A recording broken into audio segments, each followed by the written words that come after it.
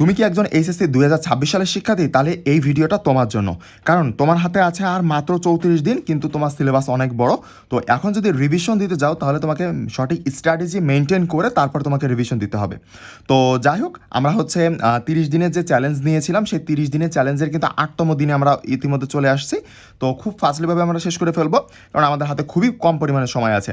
তো আজকে আমরা কি পড়া দিয়েছি? আজকে আমরা পড়া দিয়েছি, এবং যা যা পড়া দিব সেটা কিন্তু আমরা কি করব, আমাদের স্টাডি ট্র্যাকার যে ওয়েবসাইট আছে এই ওয়েবসাইটে কিন্তু আপডেট করব। ওকে, কারণ এখানে তুমি সকল যাবতীয় প্রোগ্রেস সব কিছু দেখতে পারবা।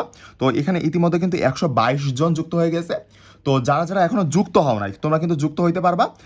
যদিও এটা হচ্ছে পেইড ওয়েবসাইট। তো যারা হচ্ছে নিতে চাচ্ছ, ঈদের অফার কিন্তু চলতেছে। ঈদের অফারে কিন্তু 299 টাকা দিয়ে একেবারে তোমাদের এইচএসসি শেষ হওয়া পর্যন্ত তুমি অ্যাক্সেস পেয়ে যাবা। তো যাদের যাদের প্রয়োজন তারা অবশ্যই প্রথম কমেন্টে দেখবা যে হোয়াটসঅ্যাপ নাম্বার দেওয়া আছে, হোয়াটসঅ্যাপ নাম্বারে নক দিবা, দিলে আমি হচ্ছে দিয়ে দিব। বাট এই ঈদের অফারটা শেষ হয়ে গেলে কিন্তু আমি আর কাউকেই হচ্ছে অ্যাক্সেস দিব না, এটা মাথায় রাখবো সবাই। তো আচ্ছা, তো এখানে দেখো যে ইংরেজি প্রথম পত্রে আমরা কি পড়া দিয়েছি, 10 নাম্বারটা দিয়েছি। 10 নম্বর প্রশ্ন, 10 নম্বর প্রশ্ন আসলে কি আছে দেখি তো আমরা একটু। আমরা যদি ইংরেজিতে চলে আসি, ইংরেজিতে ফার্স্ট পেপারে চলে আসি, ফার্স্ট পেপারে আসার পরে তোমার 10 নাম্বার, এটা 6, 7, 8, 7, 8, 9, 10, এই যে তোমার হচ্ছে গ্রাফ চার্ট। ঠিক আছে, গ্রাফ চার্ট এইটা আমরা পড়া দিয়েছি। তো গ্রাফ চার্টটা অবশ্যই অবশ্যই কী করবা, আমরা এখান থেকে টিকমার্ক দিয়ে দিয়েছি। তোমরা এখানে লেখার নিয়ম, গ্রাফ চার্ট লেখার নিয়মটা খুব সুন্দর করে পড়ে ফেলবা, এবং তার পাশাপাশি তুমি এখানে প্র্যাকটিস করবা বিগত 10 বছরের প্রশ্ন। এখন তুমি বিগত 10 বছরের প্রশ্ন যদি না পাও তো বিগত 6 বছরের প্রশ্নটাও দেখতে পারো। ঠিক আছে, কিন্তু মুখস্থ করা লাগবে না। এক কথায় প্যাটার্ন মুখস্থ করবা, প্যাটার্ন মুখস্থ করার পরে তুমি একটু প্র্যাকটিস করবা, এবং লেখার নিয়মটা বেশি ইম্পর্ট্যান্ট। ফার্স্ট পেপারের ক্ষেত্রে সবসময় মনে রাখবা যে ইংলিশ ফার্স্ট পেপারের ক্ষেত্রে তোমার লেখার নিয়মটা ইম্পর্ট্যান্ট। ওকে, ইংলিশ ফার্স্ট পেপারের ক্ষেত্রে লেখার নিয়মটা ইম্পর্টেন্ট, এই জন্য এইটা দেখার চেষ্টা করবো একটু বেশি করে। ওকে, তারপর ইংলিশ সেকেন্ড পেপারে দিয়েছি 9 নম্বর প্রশ্ন। 9 নম্বর প্রশ্ন আমরা কি আছে আসলে, যদি আমরা ইংলিশ সেকেন্ড পেপারে আসি, তো সেকেন্ড পেপারে আসার পরে 9 নম্বর প্রশ্ন হচ্ছে মডিফায়ার। তুমি অবশ্যই অবশ্যই মডিফায়ারটা খুব সুন্দর করে নিয়মগুলো পড়বা, নিয়মগুলো পড়ার পরে খুব সুন্দর করে প্র্যাকটিস করবা। আমার মনে হয় না যে মডিফায়ার তোমাদের কাছে কঠিন লাগা উচিত, কারণ মডিফায়ার সহজ, ঠিক আছে, আহামরি কঠিন না। তো এটা একটু বিগত 10 বছর অথবা 6 বছরের প্রশ্ন প্র্যাকটিস করলে ইনশাল্লাহ হয়ে যাবে। তারপর দেখো যে বাংলা ফার্স্ট পেপার রেইনকোট দিয়েছি। রেইনকোটের আমরা কী কী পড়া দিয়েছি তোমাদেরকে আমি একটু দেখাই দিই। আমাদের ওয়েবসাইটে যাও, তুমি হচ্ছে বাংলা ওয়েবসাইটে যাবা। আসলে ওয়েবসাইটটা কেন তৈরি করা, ওয়েবসাইটটা এই কারণে তৈরি করা, কারণ এতগুলো সাবজেক্টের এতগুলো পড়া তুমি যদি হচ্ছে ওয়েবসাইট দিয়ে মানে যদি করো তাহলে ক্যালকুলেট ওয়েবসাইট করতেছে, তোমাকে ক্যালকুলেশন করা লাগতেছে না। কিন্তু তুমি যদি হাতে কলমে খাতায় লিখে লিখে করতে যাও তাহলে তোমার কাছে জিনিসটা হজবরলা হয়ে যাবে, এই জন্য আর কি। তো বাংলা ফার্স্ট পেপারের ক্ষেত্রে আমরা রেইনকোট দিয়েছি, তাই না, রেইনকোট, এই যে রেইনকোট। রেইনকোটের হচ্ছে মূল বই পড়বা, তারপরে ক খ পড়বা, করলেই তোমাদের ইনশাল্লাহ শেষ হয়ে যাবে। আমি বারবার বলতেছি ফার্স্ট পেপারের জন্য কিন্তু তোমার মূল বই সব থেকে মেন, মূল বই থেকে প্রশ্ন হবেই হবে। তুমি 100% শিওর থাকো, তোমার কোনো গাইড, কোনো সাজেশন, কোনো হেই সেই হাবি জাবি অন্য কোনো বই থেকে প্রশ্ন হবে না, শুধুমাত্র মূল বই থেকে প্রশ্ন হবে, বুঝতে পারছো? এর বাইরে থেকে একটা শব্দ দিবে না তোমাকে। এই জন্য অবশ্যই অবশ্যই চেষ্টা করবা যে মূল বই ফলো করার। আর একটা কথা, সেটা হচ্ছে আমি এই ভিডিওটা তোমাদেরকে ভিডিও আকারে কেন দিই, কারণ এই যে আমি তোমাদের পড়া দিচ্ছি, পড়া দেওয়ার সাথে সাথে কিন্তু আমি ওই যেটাই পড়া দিচ্ছি ওইটা কিন্তু একটু গাইডলাইন, সামান্য পরিমাণে গাইডলাইন দেওয়ার চেষ্টা করতেছি যে কীভাবে পড়বা, কী করবা। তো তোমরা অনেকে কী করো, প্রথমে আসো একটা স্ক্রিনশট নাও আর চলে যাও, ঠিক আছে, স্ক্রিনশট নাও আর দৌড় মারো। ভাই এরকম করলে হবে না, তোমাকে হচ্ছে শেষ পর্যন্ত দেখতে হবে ভিডিওটা। যে আহামরি ভিডিও তো দিই না, হয়তো 10 মিনিটের মধ্যে, তাই না, প্রত্যেকটা ক্লাস 10 মিনিটের মধ্যে করে যায়। তো চেষ্টা করবা যে শেষ পর্যন্ত দেখা, ঠিক আছে? ওকে, কারণ এখন সবথেকে গুরুত্বপূর্ণ গাইডলাইন তোমাদের।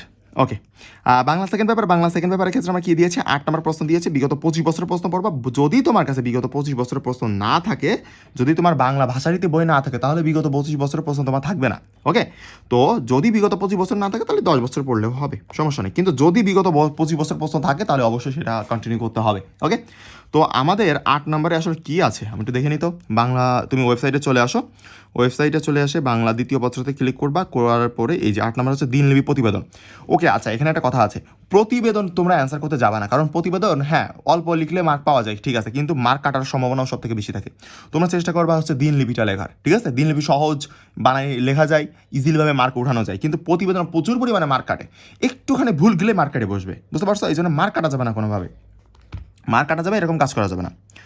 এবার উচ্চতর গণিতে আসো। উচ্চতর গণিতের ক্ষেত্রে ফার্স্ট পেপারে সরল রেখা দিয়েছি আমরা। সরল রেখার কী পড়া দিয়েছি দেখো তো, সরল রেখার আমরা এখানে পড়া দিয়েছি হচ্ছে তোমরা যাদের সরল রেখা করা নাই, যাদের আগে ভালো করে করা নাই তারা ওয়ান শট করবা, যাদের করা আছে তাদের ওয়ান শট করার দরকার নেই ভাই। তোমরা কি করতেছো, তোমরা গড়ান অল সব স্টুডেন্ট ওয়ান শটের পিছনে দৌড়াচ্ছ ভাই। সব স্টুডেন্ট ওয়ান শটের পিছনে দৌড়ানোর দরকার নেই তো।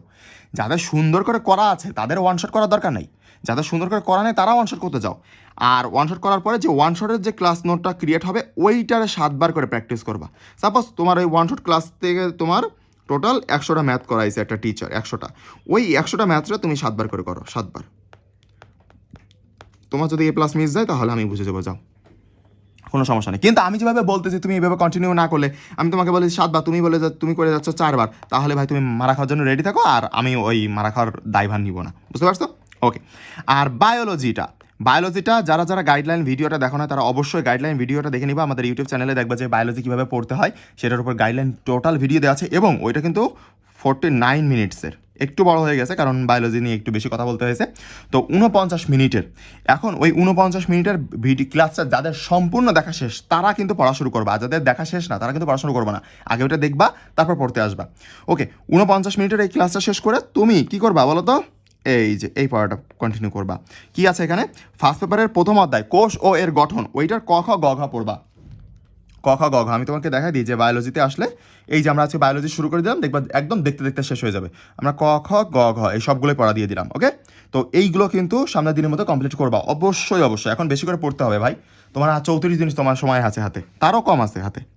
তো এখন যদি তুমি না পড়ো তাহলে পরীক্ষার আগের দিন কিন্তু টেনশন বাড়বে। ওকে, তো ফিজিক্সের ক্ষেত্রে গতিপদ্যা অধ্যায়টা দিয়েছি। আমি একটা জিনিস বলি তোমাদেরকে ফিজিক্সের ক্ষেত্রে, আমি যদি হচ্ছে ওয়েবসাইটে আসি, ওয়েবসাইটে এসে ক্লিক করি, তো এখানে দেখো যে ফিজিক্সে আমাদের হচ্ছে 1 নম্বর অধ্যায় বাকি, 3 নম্বর অধ্যায় বাকি, আর হচ্ছে 8, 9 অধ্যায় বাকি, ঠিক আছে? তো এই যে 4টা অধ্যায় বাকি আর যে 6টা অধ্যায় হয়ে গেছে, এই 6টা অধ্যায় থেকে কিন্তু সব থেকে বেশি প্রশ্ন আসবে, যে 6টা অধ্যায় হয়ে গেছে। তা আমরা কিন্তু এখন সেফ জোনে, ঠিক আছে? আমরা কিন্তু এখন সেফ জোনে আসি ফিজিক্স ফার্স্ট পেপারের ক্ষেত্রে। সেকেন্ড পেপার শুরু করে দিব, সমস্যা নেই, একদম দেখতে দেখতে শেষ হয়ে যাবে। তো ফিজিক্স ফার্স্ট পেপার কিন্তু সেফ জোনে আসি, কিন্তু এই জন্য আমরা এখন যে অধ্যায়গুলো আমরা অ্যান্সার করবো না, অথবা মানে আমাদের একটু কঠিন লাগে সেই অধ্যায়গুলো আমরা হাত দিয়েছি। যেমন আজকে আমাদের গতিবিদ্যা অধ্যায় দিয়ে দিলাম, গতিবিদ্যার ক খ গ ঘ সবগুলো টাইপ বাই টাইপ, অবশ্যই টাইপ বাই টাইপ। আর তোমরা যাদের কাছে টাইপ অনুযায়ী মানে টাইপ ভিত্তিক শিট নাই, এই যে গ ঘর বা ক খর, এগুলো অবশ্যই কালেক্ট করে নিবা।